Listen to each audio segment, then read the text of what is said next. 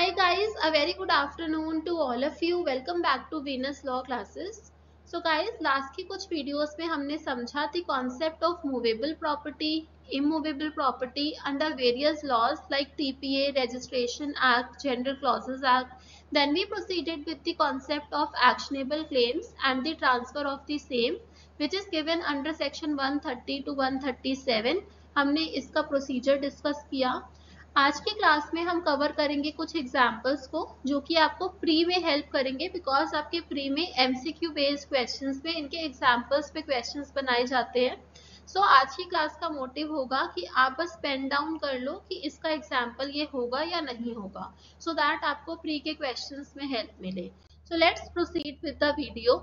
So examples of immovable property. Guys आप screen को pause करके सारे एग्जाम्पल्स लिख सकते हो, बट जो आपके फ्रिक्वेंटली आस्क्ड हैं तो मैं उस पे टिक करूंगी बस. सो पहला एग्जाम्पल है राइट टू फिशरी. इसमें आपका केस भी पूछ लिया जाता है and this case is more important. Anand Pehra versus state of Orissa. So इसमें ये कहा गया था कि जो फिशरीज का राइट होता है ये क्या होता है, it is an example of immovable property. फिर आपसे पूछा जाता है कि right to take forest produce like tendu leaves and soil for making bricks. तो क्या ये एग्जाम्पल होगा इमूवेबल प्रॉपर्टी का? So in the case of Mahadev versus state of Bombay it was held that yes it will be example of immovable property and this case is also very relevant. So ये photo के पीछे छुप गया है, it is state of Bombay. Shantabai versus state of Bombay. इस case में क्या हुआ था कि 12 इयर्स के लिए एक राइट ट्रांसफर किया गया कि आप ट्रीज से क्या कर सकते हो, वुड कलेक्ट कर सकते हो. तो क्वेश्चन उठा कि whether it will be example of immovable property. So it was held that yes, it will be example of immovable property. So right to cut, carry wood and collect lac from the trees, it is an example of immovable property. बाकी के examples आप screen pause करके list बना सकते हो अपनी. Now moving further, examples of immovable property को ही हम कंटिन्यू कर रहे हैं. एक आपसे ये काफी बार पूछा जाता है office of hereditary priest and its emoluments. क्या ये एग्जाम्पल होगा इमूवेबल प्रॉपर्टी का? क्योंकि guys mortgage debt etcetera redemption इसमें कोई कंफ्यूजन नहीं होता, सो इसमें हम इंपॉर्टेंट वंस को ही डिस्कस कर रहे हैं. Now moving further the example of movable property. अभी जो आपका राजस्थान का एग्जाम हुआ था उसमें ये आपका क्वेश्चन आया था कि standing timber, growing crops and grass is it an example of immovable property? So answer is no. So जब भी आप मूवेबल और इमूवेबल प्रॉपर्टी के बारे में बात करते हैं सो आपको दो डॉक्ट्रीन्स हमेशा माइंड में रखने हैं. What are those doctrines? एक होता है डॉक्ट्रीन ऑफ फिक्सचर कि क्या हमने किसी भी मतलब सपोज करो आप किसी पर्टिकुलर चीज की बात कर रहे हो तो क्या हमारा इंटेंशन है उसको अटैच करने का और किस एक्सटेंट तक हमने उसको फिक्स्ड किया है. सो ये हमें काफी हेल्प करता है टू जज weather a particular thing is immovable property और मूवेबल प्रॉपर्टी. और दूसरा होता है इंटेंशन बिहाइंड दैट.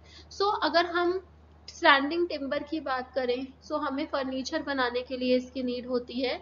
सो पहले से ही होता है कि इसको हमें कट करना ही है. So it is meant to be severed. तो उस एग्जाम्पल में हम बोल सकते हैं it is an example of movable property. Same is with the growing crops. इसको हमें हार्वेस्ट करना ही होता है and the grass. So it is movable property. फिर इलेक्ट्रिक बल्ब्स, विंडोज और ऑर्नामेंटल आर्टिकल्स. तो ये बट गाइस विंडोज के केस में क्योंकि ये परमानेंट आप इसको बेनिफिट के लिए भी यूज कर सकते हो. सो विंडोज के एग्जाम्पल में थोड़ा सा ये रहता है, कभी कभी आपको इसको मूवेबल प्रॉपर्टी में मिलेगा, कभी आपको ये इमूवेबल प्रॉपर्टी में भी मिल सकता है. तो आप इसको प्लीज देखिएगा क्योंकि विंडो आपको दोनों में, कुछ बुक्स में इसको इमूवेबल भी बताया जाता है. So mango trees once cut and sold for timber purposes. So अब यहाँ पे क्योंकि हमने इसको सेपरेट कर दिया है so that is why it is movable property. Moving further, so examples which are not held to be immovable property. तो आपसे कॉपीराइट वाला हमेशा पूछा जाता है कि क्या ये इमूवेबल प्रॉपर्टी है. So answer is no. Then right to worship, ये भी आपसे काफी बार पूछा जाता है. बाकी का आप लिस्ट खुद से क्रिएट कर सकते हैं. Now, examples of actionable claims. तो to judge whether a particular thing is actionable claim or not, हमारे लिए क्या टेस्ट होता है कि ये जो आपका होना चाहिए, it should be unsecured debt, और दूसरा सम होना चाहिए, that is to be certain sum of money. तो वहां पे हम कह सकते हैं it is actionable claim, a claim for which an action can be taken in civil court. So claims of arrears of rent, ये आपका काफी बार आया है. It is an example of actionable claim. Money, claim for money due under insurance policy. Guys यहाँ पे आपको बहुत ही ध्यान रखने की जरूरत है, बिकॉज इंश्योरेंस पॉलिसी लिखा होगा तो एक्शनेबल क्लेम लिखोगे, बट अगर यहाँ पे मराइन और फायर इंश्योरेंस लिखा होगा तो आपको लिखना है कि no, it is not actionable claim, because आपके टीपीए के जो बेयर एक्ट है उसमें स्पेसिफिकली प्रोवाइडेड है. नाउ बाकी आप इसको देख सकते हो. Now this is also frequently asked. जो मुस्लिम लॉ में मेहर का कॉन्सेप्ट होता है, मेहर. So Muslim women's claim for unpaid dower, क्या ये एक्शनेबल क्लेम होता है? So answer is yes. Now provident fund and right to shares in partnership, actionable claims. Moving further, so अब यहाँ पे हम नॉट एक्शनेबल क्लेम्स के एग्जाम्पल देख रहे हैं. So claims for mean profits, claim for mean profits, so it is not actionable claim. और damages में भी आपको एक चीज ध्यान रखने की जरूरत है. अगर डैमेजेस पहले से ही स्टिपुलेट कर रखे हैं, तो यानी कि सर्टेन है अमाउंट, सो वहां पर आप फिर भी बोल सकते हैं कि it is an example of actionable claim. But अगर राइट टू गेट डैमेजेस, या फिर आप बोलो कि सूट फॉर डैमेजेस, सिर्फ इतना लिखा है, तो यहाँ पर जहाँ पे डैमेजेस का सम एसर्टेन नहीं है, तो वहां पे आप बोलोगे it is not actionable claim. But अगर सपोज करो लिक्विडेटेड सम है, या पहले से ही सर्टेन सम है, वहां पे you can say it is actionable claim. तो आप इसको प्लीज ध्यान रखिएगा. Then when a decree provides for a future decree, तो क्या हम उस फ्यूचर डिक्री को एक्शनेबल क्लेम कह सकते हैं? Answer is no. The relevant cases Jugal Kishore Saraf versus Rock Cotton Company Limited. So I hope आपको समझ आया होगा. सेम थिंग यहाँ पे भी लिखी है, marine and the fire insurance claims. Now अब हमने क्या किया था कि हमने मूवेबल इमूवेबल प्रॉपर्टी, नोटिस के कॉन्सेप्ट को, इन सबको हमने कवर कर लिया था. आज के लिए इंपॉर्टेंट होगा कि हम अटेस्टेशन को समझें कि व्हाट इज अटेस्टेशन. सो पहले इंस्ट्रूमेंट को भी देख लेते हैं. सो गाइस, डॉक्यूमेंट और इंस्ट्रूमेंट में क्या फर्क होता है पहले वो समझते हैं. So guys, document can be anything, जैसे इंडियन एविडेंस एक्ट में भी आपको एग्जाम्पल दिया है. तो अगर मैं सपोज ये एक पावर पॉइंट का बिल्कुल प्लेन स्लाइड है और उस पर मैंने ऐसे पॉइंट किया या फिर 1 2 3 लिख दिया, तो मैं कह सकती हूँ, या मैंने अपना सिग्नेचर कर दिया, तो still I can say that yes, this is an immovable property. But अगर सपोज करो, then I can say that yes, this is a document. But suppose करो कि यहीं पर अगर हम इस डॉक्यूमेंट से कोई राइट्स या फिर लाइबिलिटीज अराइज हो रही हैं, तो हम उस डॉक्यूमेंट को इंस्ट्रूमेंट कहते हैं. बेसिक अंडरस्टैंडिंग यही होती है. बट टीपीए में we do not talk about non testamentary instrument.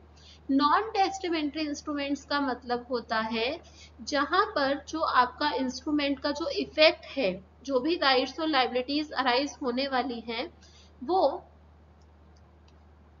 जब पर्सन्स लिविंग है तभी आ जाए. क्योंकि टेस्टामेंट्री में क्या होता है, it takes effect after the death, और नॉन टेस्टामेंट्री में इट इज इंटरवाइवस. तो मैं आपको पहले भी बता चुकी हूँ कि टीपीए का जो ऑपरेशन आता है, ये it is through an act between the living persons. Now what is attestation? Guys, पहले तो आप ये डायरेक्ट से नोट कर सकते हो डेफिनेशन, फिर हम इसके इंपॉर्टेंट पॉइंट्स की बात करते हैं. तो आपका ये क्वेश्चन बनता है कि अगर सपोज टीपीए में कहीं पे अटेस्टेड लिखा है, तो if there is an requirement of attestation, तो how many witnesses are required? तो पहला तो आपको यही पता होना चाहिए, इट इज 2 और मोर विटनेसेस आर रिक्वायर्ड अगर अटेस्टेशन रिक्वायरमेंट है तो. सो पहले समझते हैं अटेस्टेशन है क्या. एग्जीक्यूटेंट कौन होता है? जो किसी इंस्ट्रूमेंट को बनाता है. So a person who makes an instrument, who creates an instrument, हम उसको बोलते हैं कि वो एग्जीक्यूटेंट है. सो एग्जीक्यूटेंट साइन करता है अपने द्वारा इंस्ट्रूमेंट्स बनाए हुए को, और विटनेस क्या करते हैं, विटनेस उस प्रोसेस को देखते हैं. So each of them, about witnesses they are using this word, seen the executant sign the instrument, या तो विटनेसेस ने देखा कि हाँ एग्जीक्यूटेंट ने साइन किया इंस्ट्रूमेंट को, या फिर receive from executant personal acknowledgement of his signature. तो एग्जीक्यूटेंट ने बताया कि yes I have signed the signature, उसको बोल सकते हो. So each has signed it in presence of the executant but not necessary at the same time. तो हमारे लिए क्या रिक्वायरमेंट है कि आप साइन करो being the witness in the presence of the executant, but ये नेसेसरी नहीं है कि दोनों एट द सेम टाइम ही साइन करें. सो अटेस्टेशन का क्या मतलब होता है, बस आप साइनिंग प्रोसेस को देखते हो. तो क्या मैं ये बोल सकती हूँ कि अगर मैंने किसी डॉक्यूमेंट को अटेस्ट किया है तो I know the contents of the document, तो फिर भी हम ये नहीं चीज बोल सकते, क्योंकि अटेस्टेशन सिर्फ इसी बात का सबूत है कि हमने जो भी हमारा जो डॉक्यूमेंट इंस्ट्रूमेंट था उसको एग्जीक्यूट होते हुए देखा, लेकिन उसके कंटेंट का इससे कोई लेना देना नहीं होता. नाउ एनिमो अटेस्टेंडी, ये आपको मिलेगा, काफी इंपॉर्टेंट है ये विद रिस्पेक्ट टू अटेस्टेशन, कि जो विटनेस है उसका इंटेंशन भी होना चाहिए to attest, right. So in ML Abdul Jabbar Sahib versus MK Venkatesh Shastri, इसमें कहा गया था कि अटेस्टेशन के लिए animo attestandi it is very important, ये होनी चाहिए सो दैट आप कल को एक विटनेस बनकर आ सको. Attestation is proved by the testimony of at least one attesting witness under section 68 of Indian evidence act. तो सपोज कल को क्वेश्चन उठता है किसी अटेस्टेड डॉक्यूमेंट पे, तो उसको कैसे प्रूव किया जा सकता है, with the help of one attesting witness. So guys I hope आपको आज का ये हेल्पफुल लगा होगा session. So thank you so much, bye.